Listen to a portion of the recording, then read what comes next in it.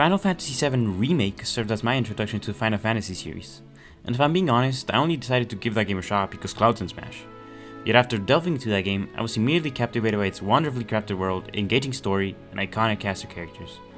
I even went on to play the original game, Crisis Core, watch the movie, you get the idea. 4 years later, its sequel, Final Fantasy VII Rebirth, managed to improve and expand on pretty much everything the first part in the trilogy set in motion. And while the game does suffer from some minor pacing and bloating issues, among other things, there's no denying that it is an amazingly well-crafted game that manages to deliver an incredibly fun and memorable journey.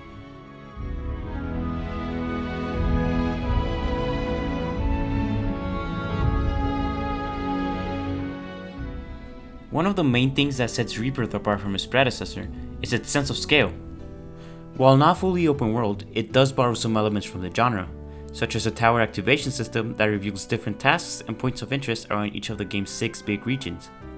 These include certain side quests, summoning crystals, boss enemies, and while the types of tasks we will be doing around the world do remain the same throughout and may get repetitive, I nonetheless found it fun to explore and fill out all the regional data with the help of Chad Lee. Wait, there's another one? The world itself is beautiful. I often found myself stopping to admire the environments and all the intricate details in the game's various towns and cities, while also looking forward to how certain areas from the original game were going to be reimagined. Not to mention its outstanding soundtrack.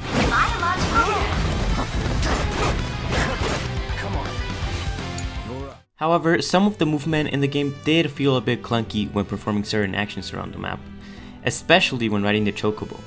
While it is supposed to be a faster form of transportation, I always found myself going on foot instead because of just how poorly it controls. Another thing to point out is that compared to other PS5 games, the performance mode here does look significantly blurrier than the graphics mode, so you unfortunately do have to compromise either graphics or frame rate when playing. That being said, it still didn't affect my overall enjoyment of the game.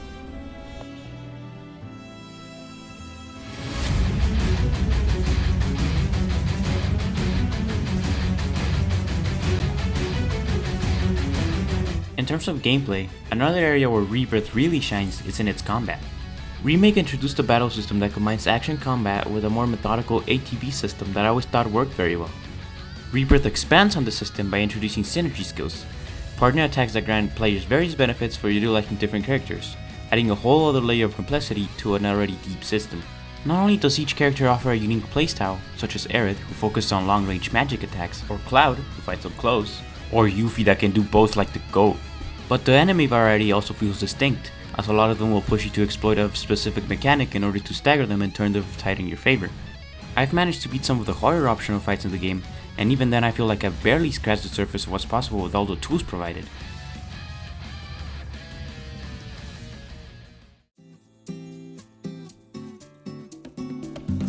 Other than battling and exploring the world, another thing that you'll find yourself doing a lot is playing minigames.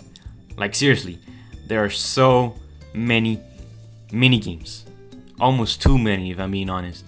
And as someone who doesn't like leaving a single mark unchecked, I cannot say I enjoyed them all. One that stands out among the rest, however, is Queen's Blood. I didn't think a card game would get me this hooked, yet I found myself sinking countless hours into perfecting my technique and defeating every opponent in the game. Oh, and it also has its own side storyline, which is neat. Speaking of side content, this game is packed to the brim with it. And I did pretty much all of it because I have not explode.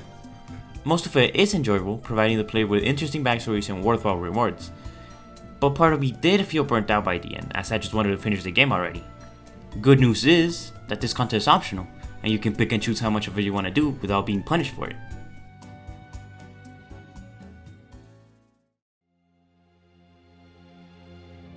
I wouldn't say I play a lot of games for their story, but Rebirth was one of those games where it was actually one of the main things keeping me going. If you play Remake, you would know that that game barely covers the very beginning of the whole Final Fantasy VII storyline. While Remake focuses on how the Shinra Electric Company is harming the city of Midgar, Rebirth focuses on the impact they're having on the rest of the planet as they drain it of its energy. Oh yeah, and then there's Sephiroth, who you're basically chasing around the whole game because he wants to destroy the whole world or something.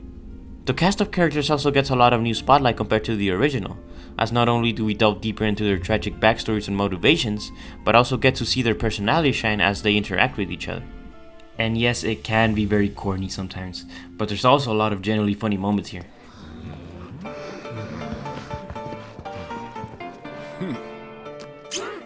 The pacing of the story can feel a bit bloated at times, and even convoluted with the new direction the story is taking, yet it still does a great job at maintaining an engaging narrative throughout, which all wraps up in an ending that leaves you just as confused as it does excited for what's next.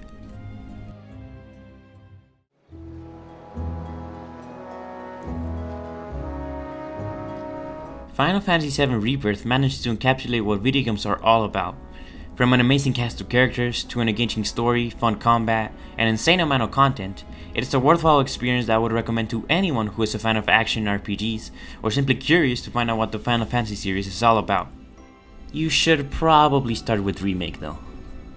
After spending a total of 127 hours with Final Fantasy VII Rebirth, I cannot wait to see what the third and final installment of the series has in store for us.